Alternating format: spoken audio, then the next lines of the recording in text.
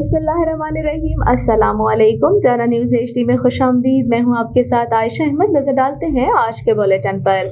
Bulletin में सबसे पहले बात करते हैं जनरल न्यूज़ की तीसरी सालगिरह के हवाले से। जाहिद इकबाल आवान जनरल सेक्रेटरी प्रेस क्लब गाजी ने जनरल न्यूज़ की तीसरी सालगिरह पर मुबारकबाद देते हुए नेक ख्वाहिशात का इजहार किया।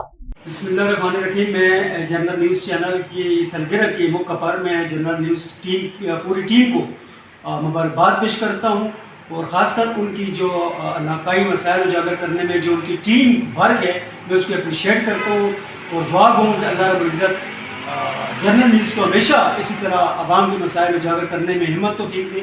और ख़ासकर मैं समझता हूँ कि तहसील गाजी में जनरल न्यूज़ चैनल के लिए जो नुमाइंदगी दी गई है वो काबिल फ़ख्र है और काबिल दीद है। और ये इस यकीन उम्मीद के साथ कि जनरल न्यूज़ आइंदा भी इसी तरह मसाइल उजागर करने में आवाम की आवाज़ बनने में अपना भरपूर किरदार अदा करता रहेगा और अल्लाह पाक न्यूज़ चैनल को मज़ीद तरक्की और हिम्मत दे।